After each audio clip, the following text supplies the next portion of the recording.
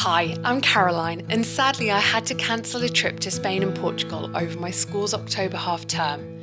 However, determined to make the most out of my time off of work, I'll be exploring places that are day trippable from my home in South London.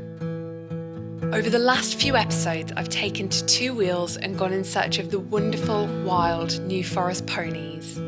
I explored Winkworth's Arboretum as the autumn colours were just beginning to change, and wandered from Croydon to Mordenhall Park following the tranquil river along the Wandle Trail. In today's episode, I'll be joined by some familiar faces from our time in Scotland as we go in search of the wild deer that roam the gigantic Richmond Park here in South London.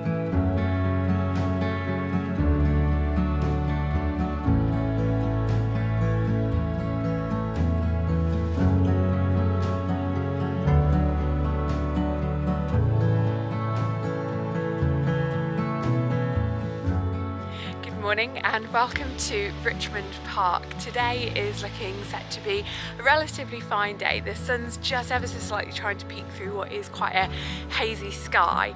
We've only just really arrived. We've probably spent about 3 or 4 minutes walking from the car park. So if I was just to turn around, you guys might be able to then see the car park in the background there. And then, as I say, 3, maybe 4 minutes of just walking across that little bit of grass. And we've already managed to find all of these deer. I know that it's rutting season, so I was expecting to be able to come across some deer, but I didn't expect to see some quite as quickly as this.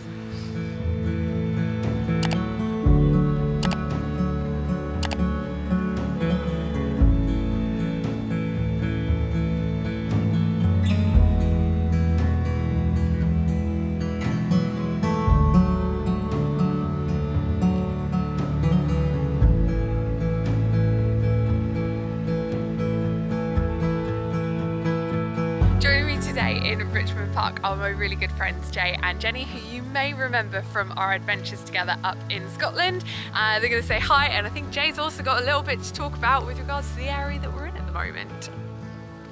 So for those of you that are into dinosaurs, you might recognise these kind of ferns as the type you'd have seen in the Jurassic era, and that's why whenever I see them, I have this vision of a little velociraptor head popping up, smiling at us. And if you look really closely, you might be able to see it now.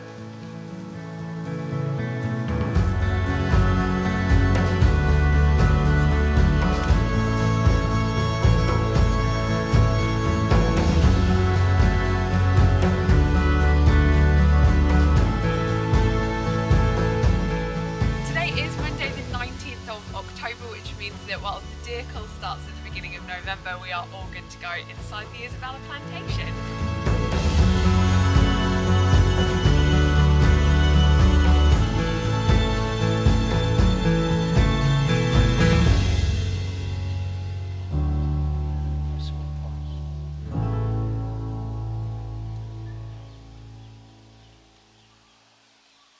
Okay, we're now at the Isabella Plantation, which according to the board gets its name probably from the word Isabel, which means dingy yellow.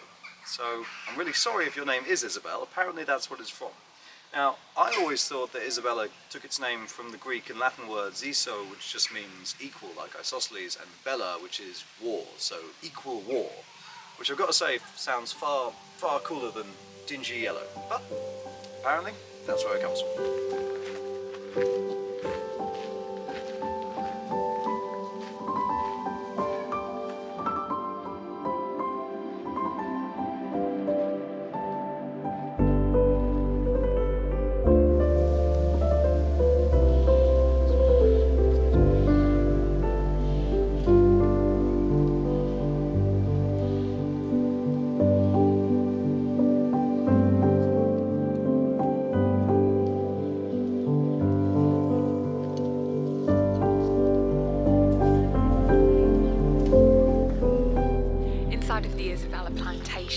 come along to a pond that's called the Still Pond, and it is generally speaking very still, but obviously in this autumnal weather the acorns are starting to drop from the trees, and when the acorn hits the water it obviously stops it from being a still pond. But it's absolutely stunning with, I'm not entirely sure what the tree is, but it's now turned to a bright red colour with its foliage.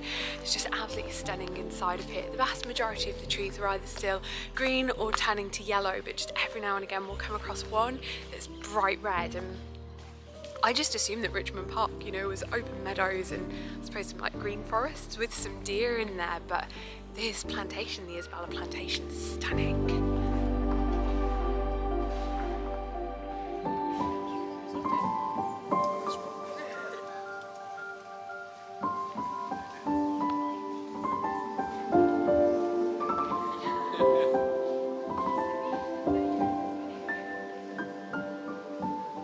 I should have Jay come along on my little adventures a little bit more often, because I've just come across this thinking, oh, that's really pretty, we've still got flowers in October, and then Jay just comes out with an absolute corker. So these are rhododendrons, which has got a really nice etymology. Rhodes, some of you may know, is the big Greek island. Dendron is the Greek word for tree. So rhododendron literally means tree of rose, even though this is quite clearly not a tree. But still, it's a cute name. Who would have known? Apparently Jay.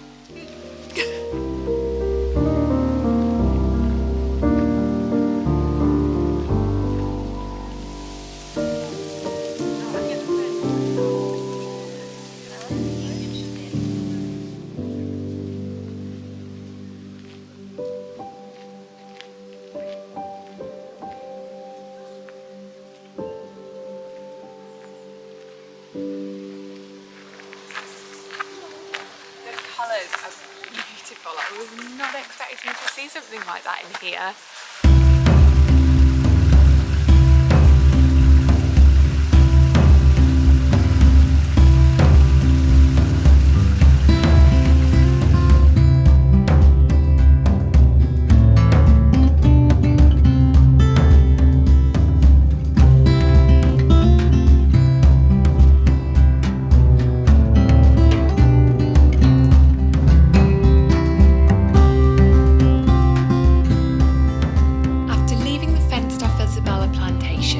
Wasn't long until we came across another deer.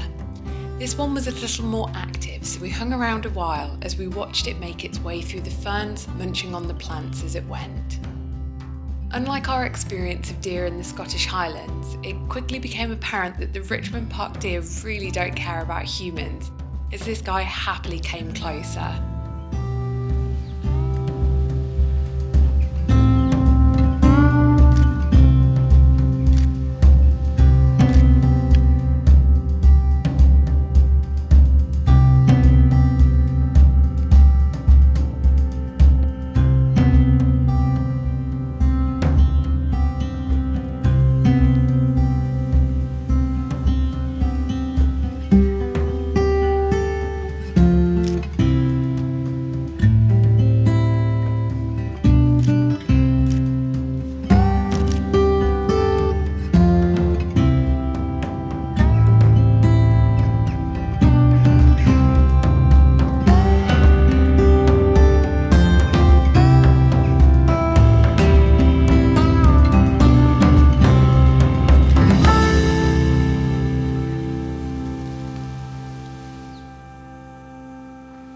So far all of the deer have just been really sedate, just chilling or eating like the grass and the ferns and things, and then we've come across this one. It's long gone now, but it was like charging back and forth, and then it started like rubbing its antlers into the dirt, and I think it was just practicing maybe for the fights that it's going to have during the rutting season to be able to win over the females. But it was crazy just seeing it darting around like that. I was quite pleased that we saw it from a distance and we weren't any closer. There were some other members of the public who were a lot closer when it started charging around them, which was a little bit scary, I'm sure, for them. It was awesome to see it. I've only ever seen these sorts of things on like documentaries and what have you.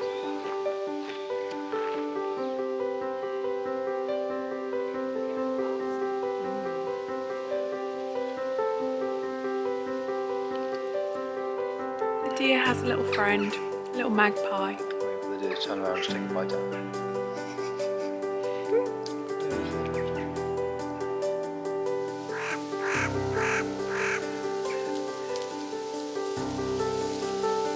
We wandered down into an expansive field with huge numbers of deer collected together.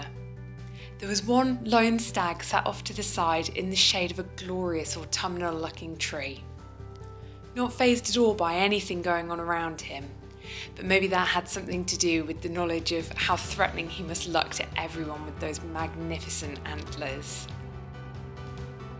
Beginning to feel a little hungry, we wandered in the direction of Richmond, passing more deer as well as smaller wildlife and autumnal fungi along the way. It was easy for a short while to forget that we were in London until every now and again a skyscraper would pop up above the tree line to remind us of exactly where we were.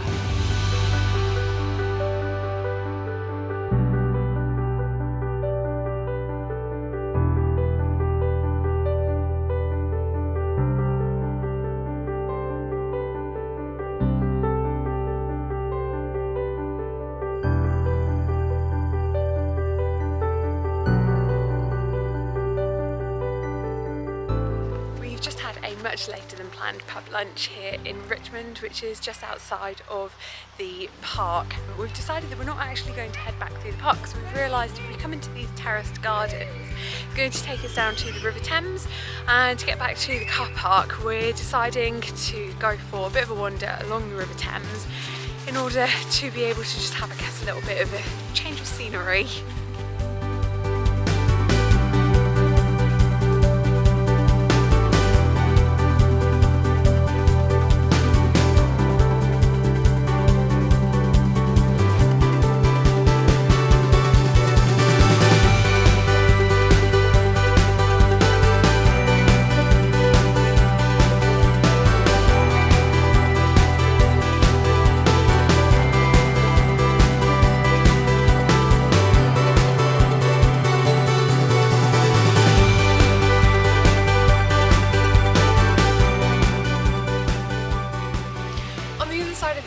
Behind me is Eel Pie Island, and historically it was home to a lot of artists because way back in history it was a lot cheaper to be able to live over here and have studios over here.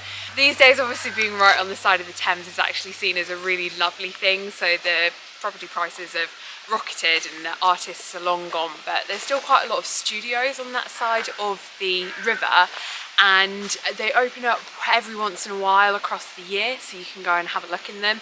Obviously, pandemic going on in the world at the moment means that we can't go across today, but it's still really nice just to sort of have a bit of a nosy in their back gardens and see how the rich people of London live.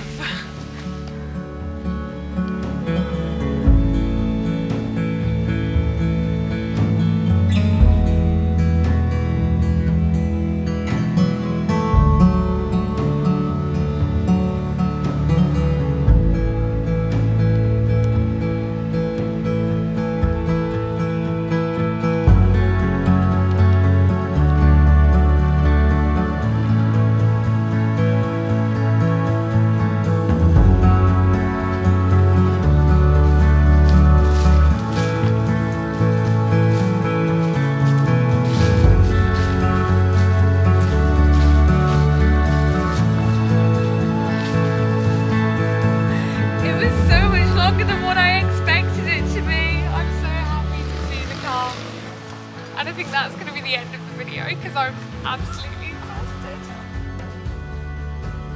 Join me in the next video where, after a tip-off that one of the National Trust properties has been able to open parts of a stunning stately home in a COVID-secure way, I'll be paying a visit to Polesden Lacey, where I'll be able to find out about its fascinating history, explore its gorgeous gardens, and get a glimpse into what life must have been like for high society back in the early 1900s.